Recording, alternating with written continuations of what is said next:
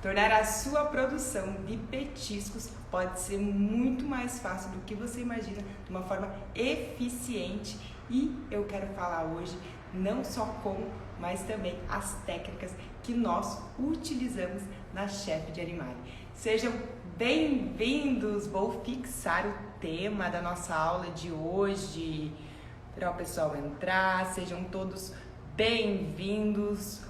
Nosso tema de hoje é como tornar a produção de petiscos mais eficiente e também falar de algumas técnicas que nós utilizamos na Chef de Animale e assim a gente consegue atender os clientes mais exigentes e também aí que querem um produto de forma rápida, a pronta entrega, né? E eu quero ensinar como a gente vai conseguir fazer isso com vários tipos de petisco. Todos sejam bem-vindos aos novos alunos da nossa comunidade Chef de Animale. Nosso carrinho está aberto. Quem ainda não se inscreveu para o nosso primeiro, gente, do ano, aproveita que a gente está muito empenhado em trazer mais conteúdos e também regravar os conteúdos que nós já temos disponíveis da Chef de Animale. Aí alterando algumas receitas, trazendo novas dicas sobre aqueles tipos de produtos. Então, esse curso ali, olha pessoal, se já estava bom, agora vai ficar ainda melhor, né? Então, obrigada aí a todo mundo que está acompanhando nossa semana intensa de aulas, né? E hoje eu trago um tema muito interessante. Todo mundo que tem uma confeitaria pet tem que saber sobre esse assunto, que é como tornar a sua produção de petiscos mais eficientes. Quem já está no ramo aí sabe que sempre surgem pedidos em cima da hora. E muitas vezes é difícil a gente conseguir atender se a gente não estiver preparado. Então quero falar detalhadamente de cada tipo de petisco para vocês poderem ver qual se encaixa melhor, como vocês podem aí tornar a sua produção eficiente, né?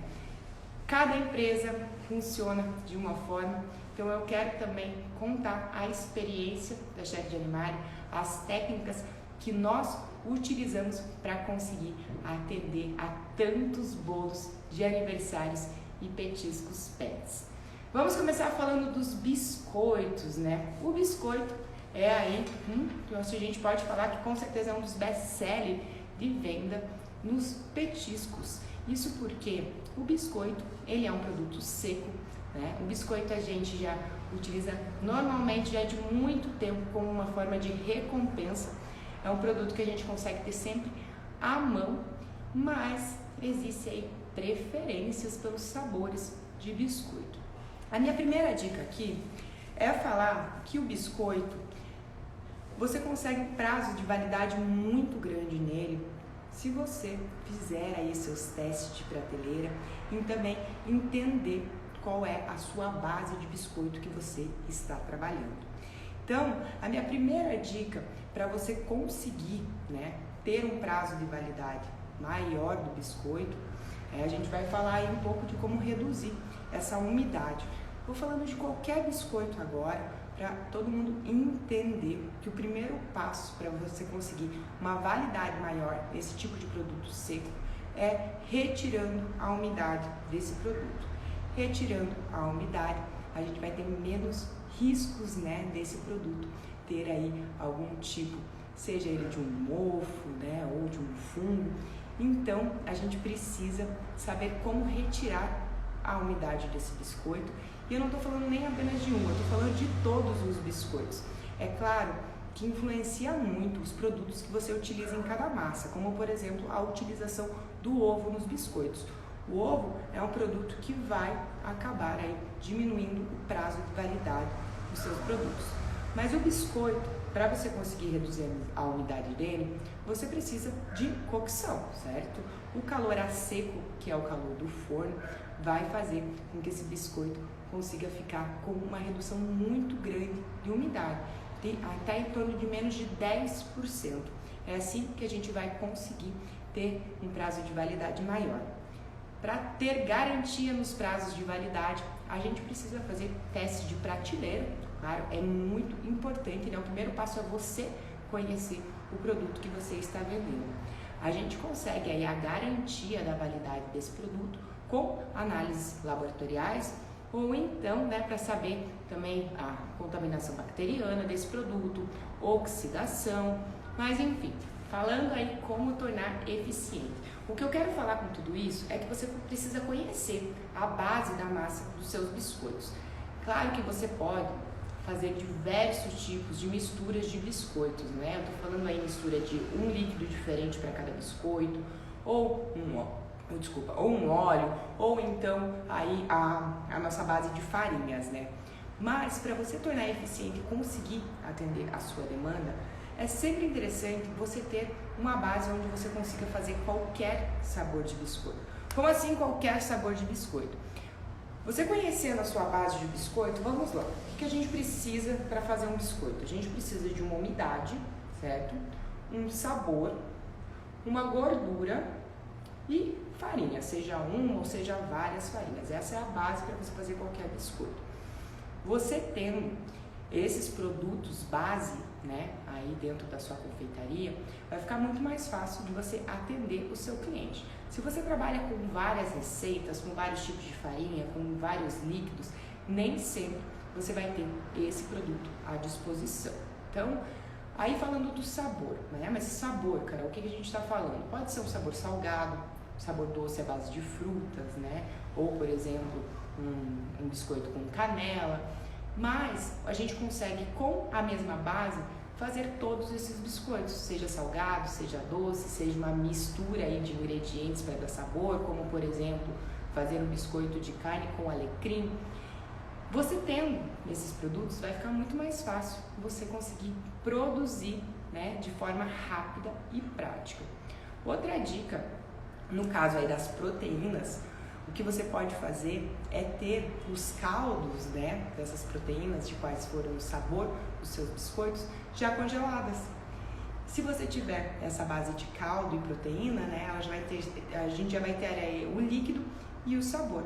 Você tendo esse produto pronto, você consegue fazer um biscoito de forma muito rápida, né, apenas misturando os demais ingredientes. Ou então, no caso de uma fruta, liquidificando ela aí com o líquido, você também já vai ter a polpa, a base líquida pronta para fazer um biscoito. Dessa forma, o que eu quero dizer é que você consegue atender muito rápido o seu cliente. Então, se você tiver um pedido, em apenas algumas horas, você já consegue fazer a produção desse petisco. Os biscoitos são interessantes porque ele tem um grande prazo de validade. Então, você consegue aí manter um estoque desse tipo de produto, né? Agora, falando um pouco dos produtos desidratados. Produtos desidratados são interessantíssimos, tá, pessoal? Eu adoro os produtos desidratados. Mas eu acho que vale muito a pena quando você investe nesse tipo de produto. A saída desses produtos é muito rápida, porque, claro, é muito palatável, né? Os animais amam aí uma proteína desidratada, onde contém aí todo o sabor dessa proteína e eles têm aí se alimentam, né, comem esse petisco de uma forma muito prazerosa também. O grande problema de produtos desidratados é o tempo que leva para fazer essa desidratação. Então, você sempre tem que medir, né, claro, vai ter que fazer a sua precificação, né, saber os custos, principalmente aí do seu equipamento utilizado para fazer esses produtos desidratados. Quando você investe num equipamento maior para fazer apenas esse tipo de produto desidratado, a minha dica é você trabalhar com vários tipos para poder atender todos os clientes. Existem aí, a gente pode desidratar vários tipos de proteína, até mesmo peixes inteiros, né, peixes pequenos inteiros. E, claro, o sabor desses produtos ficam incrível. E também a validade dos produtos desidratados é muito interessante, tá? A gente também consegue aí com a redução da umidade ter um prazo muito longo na validade desses produtos, além deles aí serem as paixões dos pets, né?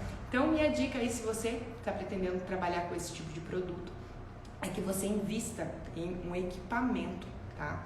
para fazer essa desidratação. Além disso, né, faça aí quais serão os seus custos para produzir.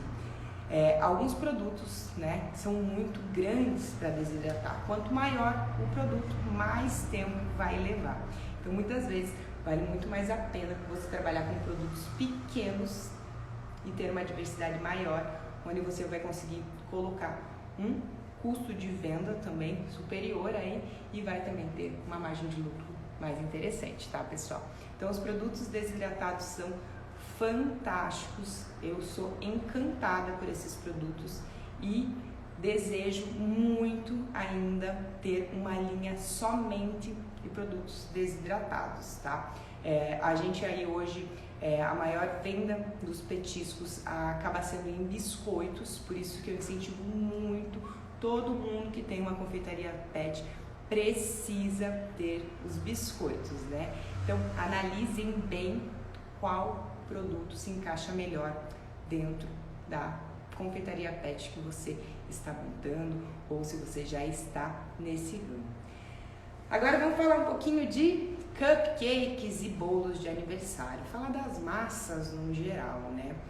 Assim como os biscoitos, as massas também podem ser feitas na mesma base, tá? Então você consegue, da mesma forma que eu comentei nos biscoitos, ter uma base aí dos seus bolos, dos seus cupcakes, tendo a mesma sequência e tudo que você vai utilizar, apenas mudando o sabor desse biscoito ou dessa massa. Então, o interessante disso é que você consegue, de uma forma muito rápida, atender o seu cliente, né? Seja ele aí um cliente que quer um bolo gigantesco de aniversário ou então um pequeno cupcake. Então, dessa forma, você consegue aí ter várias opções de sabores. O mais interessante de cupcakes e massas de bolo é que você consegue fazer o congelamento delas por até 30 dias. Então, se você já está no mercado, se você tem demanda para isso, você consegue fazer o congelamento dessas massas e atender de forma muito rápida os seus clientes, tá? Uma dica, quando você for fazer o congelamento de cupcakes, por exemplo, é você já congelar eles com o furo para recheio retirado. Isso vai fazer com que quando você retire o cupcake do freezer para a geladeira, o descongelamento vai acontecer mais rápido, tá? E você já vai ter pronto ele para inserir o recheio. A gente já vai falar sobre recheio e cobertura também. Já as massas, você, quando for congelá-las, já porcione essas massas. Porcionar de que forma? Então, se você tem um bolo, né? Eu vou ter ali, por exemplo, os nossos bolinhos de 200 gramas, que são aqui numa média de 6 por 6, né? Então, os quadradinhos. A gente consegue pegar uma massa inteira, já fazer os cortes desses quadradinhos. E o mais legal, a gente já faz os cortes por camadas. Ou a gente pode fazer uma massa mais fina, onde só vai haver o corte, né, com o cortador. Ou então, se você fizer uma massa mais alta, você pode fazer o corte e fazer o corte também para já porcionar no recheio. Embalem essas massas de forma aí individual, dentro de uma forma com o plástico por baixo, coloca todas as massas, coloca o plástico por cima, faz o congelamento, depois você consegue colocar todos dentro de um saquinho. Isso vai fazer com que você consiga tirar exatamente a quantidade, né, que você vai fazer aquele pedido e as massas já vão estar porcionadas. O descongelamento também vai acontecer de forma mais rápida, porque é uma massinha já fina, né, já é a camada dele, então você vai conseguir atender o seu cliente de forma muito rápida. Isso vale também para bolos maiores, né? Se você for fazer o congelamento desses bolos, vale a pena você já fazer o corte das camadas antes mesmo de congelar. Isso é uma dica para quem tem aí bastante clientes para atender em cima da hora, né? Então vai acabar utilizando muito o seu tempo e, mais que tudo, né, o mais importante, você vai conseguir atender esse cliente, tá? O mesmo caso para as coberturas que são feitas, coberturas ou recheios em purês, né? Um purê de batata doce, de abóbora, de cenoura. Você consegue fazer o congelamento desses recheios ou coberturas já porcionados, né? De que forma? Então, se eu tenho um bolo de 500 gramas, eu consigo já fazer porções prontas no tamanho que eu utilizo para aquele recheio. Isso aí vai otimizar o seu tempo de uma forma muito grande. Carol, mas eu trabalho com 10 tipos de sabores de massa. Eu vou congelar todas as minhas massas? Se você não tiver demanda para isso, o que você pode fazer é ter sempre uma massa com mais saída. Aqui, por exemplo, na Chef de Animário, a massa com mais saída é a massa de carne. Então a gente sempre tem essas massas, a massa de carne congelada, porque caso chegue alguém em cima da hora, a gente consegue atender. Claro que todos os dias de manhã a gente tem massa frescas, né? Então acontece da gente ter essa massa congelada para emergências. E eu comento com vocês que todos os dias tem bolos em cima da hora. Por isso que a gente sempre tem a massa do dia, que a gente chama. Então sempre varia aí entre carne, fígado ou frango, que é as 3 massas com mais saídas aqui da loja, para a gente conseguir atender, né? Então enquanto a gente tem a massa fresca, a gente indica, né, para o cliente aquela massa, aquele sabor, e caso aí o cliente queira outro, a gente ainda assim vai conseguir atender. Às vezes a gente fala assim, meia horinha, né, a gente consegue atender, meia horinha ou 1 hora a gente consegue atender esse cliente, né? Já a massa estiver fresca e pronta, a gente já consegue fazer a montagem. O legal das massas congeladas também é que você também consegue fazer as montagens, se for um bolo simples, né? Você consegue fazer as montagens até mesmo com essa massa ainda congelada. Isso é interessante, a gente faz isso normalmente para quando o cliente quer levar esse bolo para uma festinha onde fica muito longe, ou um dia que está muito calor. Então o cliente já fala, eu vou levar, né, para uma... A gente tem muitas cidades próximas aqui na nossa região, então às vezes eu tenho clientes assim que falam, cara, eu quero levar para Curitiba. Curitiba fica umas 2 horas e meia, 3 horas de viagem aqui de Balneário Camboriú. E aí a sugestão que a gente dá para esse cliente é dessa forma, né? Se ele não tiver uma técnica para levar e vai chegar lá e vai fazer a festinha, a gente monta esse bolinho congelado, né? E a gente vai, a hora que ele chegar em Curitiba, esse bolo já vai estar descongelado e não vai estragar em nada o visual do bolo, nem a segurança, né? Um produto totalmente seguro. Então, é uma forma de conseguir atender esses clientes em cima da hora aí. Se vocês quiserem fazer uma pergunta, podem perguntar, tá, pessoal? Eu tô falando aqui sem parar. Então, os recheios, esses recheios de purê, o que a gente utiliza também para cobertura, eles também ficam em perfeitas condições quando congelados, né? Sempre fazer o congelamento rápido, né? Congelamento imediato. Você tirou esse bolo do forno, esperou baixar a temperatura, né, para não mexer nele aí se queimar, claro, né? Mesmo caso dos purês, né? Espera baixar um pouco a temperatura, já bate. A hora que você conseguir embalar e colocar no freezer é a hora. Não precisa esperar baixar e esfriar totalmente, tá? Pra gente manter aí um produto com segurança para oferecer para os nossos pets. Então, falando das coberturas de cream cheese ou as coberturas com ricota e iogurte, por exemplo. Essas coberturas, eu não indico o congelamento delas, tá? Carol, mas o que vai acontecer? Vai estragar esse produto no freezer? Não, ele não vai estragar, gente, mas o visual dele não vai ficar tão bonito, tá? Então, vale muito mais a pena você trabalhar com esses produtos mais delicados quando forem feitos na hora, né? O que você pode fazer é ter sempre na geladeira, tá? Um produto aí, uma cobertura pronta, né? Então, você pode apostar em uma coloração apenas, como por exemplo a branca, né? Que atende aí a todos os pets, né? No caso aí desses bolos com fita, a gente consegue brincar bastante com a coloração da fita e trazer aí um diferencial, né? De uma forma muito rápida. O legal de confeitos personalizados, como é o caso da alfarroba que a gente utiliza, é que a gente consegue escrever o nome do cliente na hora, né?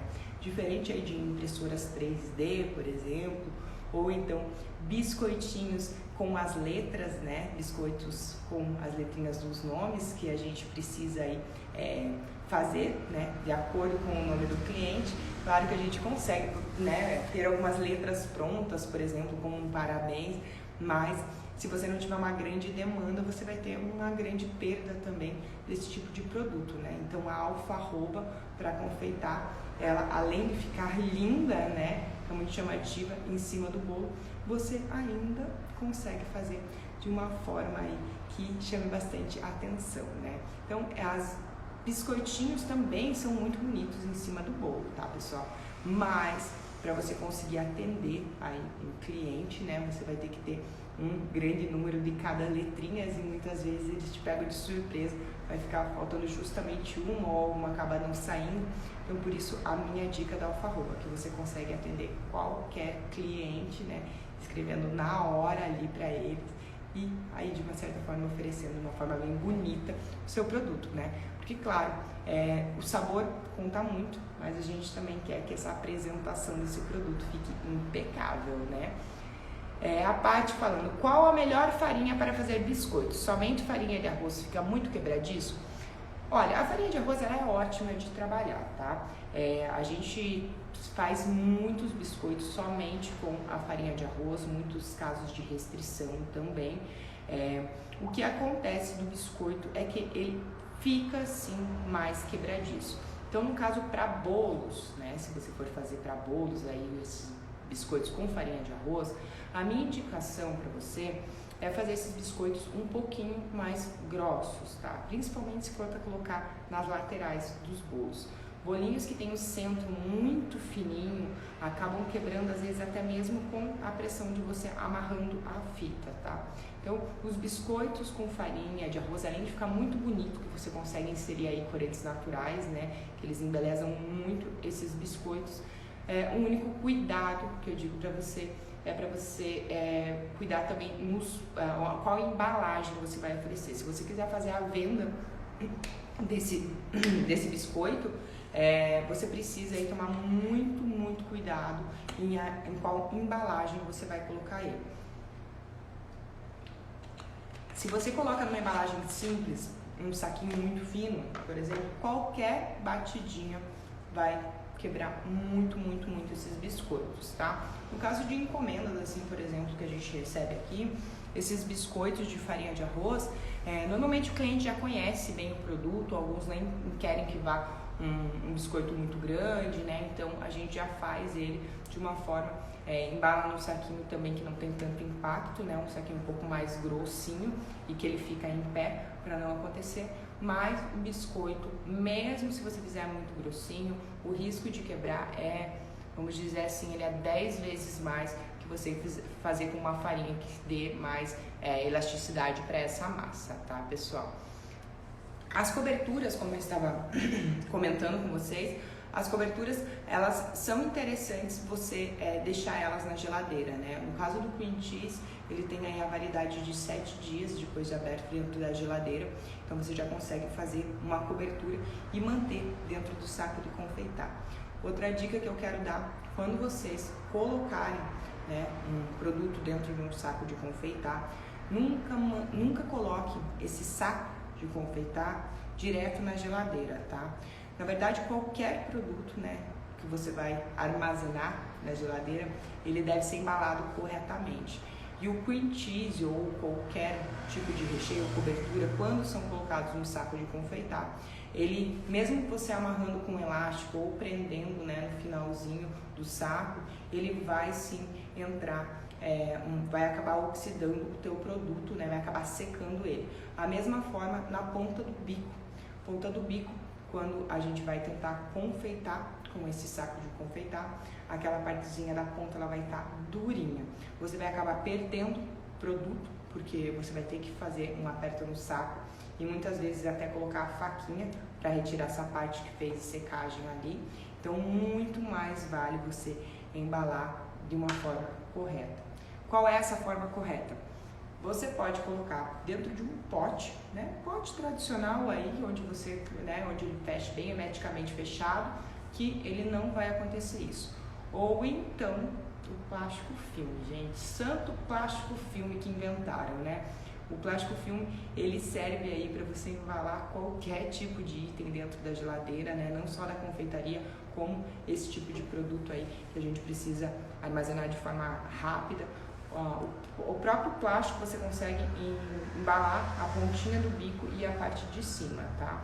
Então, ou então colocar em um potinho onde você consiga cobrir com o plástico filme, também vai manter o produto bem seguro, tá? Então é uma forma aí de vocês otimizarem o tempo de vocês e terem esses produtos à pronta entrega. Outra questão que eu quero falar aqui é sobre os produtos veganos, tá? Então a gente consegue, entre todos esses produtos que a gente falou, até mesmo produtos desidratados, né? Porque não é só de proteína que a gente faz a desidratação. A gente pode fazer de frutas, verduras. Então, entre todos esses produtos que eu falei, todos é possível a gente fazer com produtos veganos. E eu quero deixar aí um pin na cabeça de vocês, tá, pessoal? Para vocês não deixarem de ter esse tipo de produto. E muitas vezes, né, quem aí não é vegano ou vegetariano, acaba não se atentando muito a isso. Claro que a gente não é a favor de um pet vegetariano ou vegano, mas muitos tutores, né, já estão inseridos aí nessa alimentação e querem, de uma certa forma, que o pet, né, se acabe sincronizando com ele ali e tenha também sentir prazer em comer petiscos que não tenham proteína. Porque mesmo aí muita gente, né, sendo já vegetariano ou vegano, ainda pouquíssimas pessoas, né, que optam por isso também na alimentação do seu pet, né, vendo aí a necessidade dos animais, né, principalmente dos gatos, né, um gato é impossível você retirar toda a proteína dele. Uma alimentação natural de um gato aí é 85%, né, pessoal? Então a gente precisa tomar um pouco de cuidado com isso. Mas produtos de petiscos vegetarianos é muito, muito fácil a gente ter, até mesmo escolhendo as bases certas. Como eu estava comentando aqui, um produto como um biscoito, a gente consegue ter aí a base toda vegetariana ou vegana e só fazer a mudança do sabor, né? Claro, tendo os sabores à base de proteína e também tendo os sabores à base de vegetais, frutas, temperos, né? O mundo vegano e vegetariano tem crescido demais e cada vez mais a gente tem procura por esse tipo de produto de petiscos pets também. Então, quando vocês forem pensar em fazer, né, essa base do seu biscoito, ou a base da sua massa, a base do seu cupcake, já pensa se você utiliza, por exemplo, os ovos, né, que é um item muito simples aí na nossa confeitaria. Se você utiliza os ovos, saiba preparar a tua massa sem ovos, tá? Isso é muito importante, gente. Carol, mas o resultado não fica o mesmo, eu já tentei, não dá certo. Primeiro, né, que testes em cima de testes aí pra gente chegar à perfeição. Mas, se tiver uma alteração na estrutura da massa, que não seja de uma forma desastrosa, como por exemplo, que a massa fique curvada, ou então que ela fique muito batumada, a gente tem que entender, né, que não utilizando ou mudando aí alguns produtos, a massa também vai mudar um pouco a estrutura, né? Você conseguir chegar na massa exatamente na que você faz, sem algum tipo de produto, às vezes demora um tempo e talvez o resultado, né, não seja o mesmo. Mas vale a pena fazer essas tentativas, tá, pessoal? O mundo vegano hoje tem crescido muito e os pets gostam muito dos produtos também que não tem proteína. A gente sempre fala, né, que os produtos, eles merecem aí um pouco de atenção para atender a não só os pets, mas também os tutores, tá? Como, por exemplo, quando a gente fala em bolo de fígado, biscoito de fígado, acho que uma grande parte aí da população não gosta, né, das vísceras e acaba se assustando e até fazendo careta quando a gente fala desse sabor. E mal sabem eles que é um dos sabores preferidos, né? E depois, muitas vezes que o cliente compra, né, meio duvidando até mesmo que o pet vai gostar e vê que é um sabor onde agradar muito, é muito palatável para eles, acaba entendendo que não tem problema nenhum, né, o seu pet comer fígado. Qual é o problema nisso? Deixa eu ver aqui.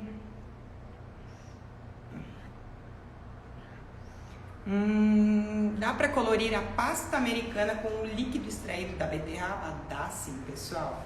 Deixa eu vou falar um pouco sobre redução. A redução, né, que a gente faz aí para extrair a coloração, não só da beterraba, mas outros tipos de vegetais, ela deve ser feita para ter uma alta concentração dessa coloração, certo? De que maneira a gente pode fazer isso? A gente pode extrair a coloração da beterraba apenas, por exemplo, batendo a beterraba com água e passando numa peneira. A gente já vai ter um líquido ali que serve como um corante. Mas a gente precisa, né, pegar esse corante e fazer a concentração dessa polpa, desse suco dessa beterraba. Isso porque quanto mais concentrado a gente deixa, menos quantidade a gente vai precisar utilizar, certo? Então, que maneira a gente pode fazer essa redução? Em panela, fogo baixo, a gente faz essa redução até o máximo que a gente conseguir, né? A própria beterraba, quando você faz essa redução, quando a gente fala em redução, tá? Você pode fazer uma redução da forma mais rápida, que é bater o produto, colocar ele todo numa panela para fazer a redução, ou você pode bater, coar e usar apenas o líquido para fazer essa redução. Você pode pegar uma água, cozinhar o vegetal dentro, depois bater, depois peneirar e voltar para o fogo, tá? Então, só para vocês entenderem aí que existem várias formas de você fazer essa redução. Mas, para você conseguir atingir o alto poder de coloração, você precisa fazer dessa forma, tá? De uma dessas formas. Isso porque você vai concentrar aquela coloração, né? Muitas vezes a gente consegue aí, em uma beterraba, por exemplo, a gente consegue deixar uma a 2 colheres dessa redução, para vocês terem noção a quantidade que reduz esse produto. Mas a pergunta é, se dá para colorir a pasta americana, né? Você consegue sim colorir a pasta americana com aí o líquido extraído de qualquer vegetal, tá? Até mesmo de folhas como o espinafre. O que acontece? Quando você adiciona esse líquido extraído, né, ele vai estar aí um pouco mais líquido do que a nossa mistura de um pó, já com um pouquinho de água hidratada, porque fica mais uma pastinha.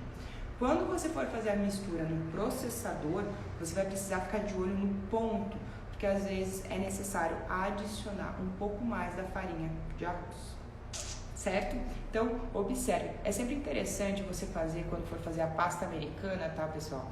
Quem nunca fez, faz ela como eu fiz, faz ela primeiro a base da pasta americana, para você sentir textura, para você ver como você vai amassar ela, como ela não vai grudar, para você poder chegar ao ponto depois da nossa pasta americana colorida, tá, pessoal? Mas você consegue sim, e fica muito, muito bonita a coloração da beterraba, né? Quando você entende a diferença dos corantes naturais para os corantes artificiais, né, pessoal, você vê muito mais beleza nesse tipo de produto natural, tá?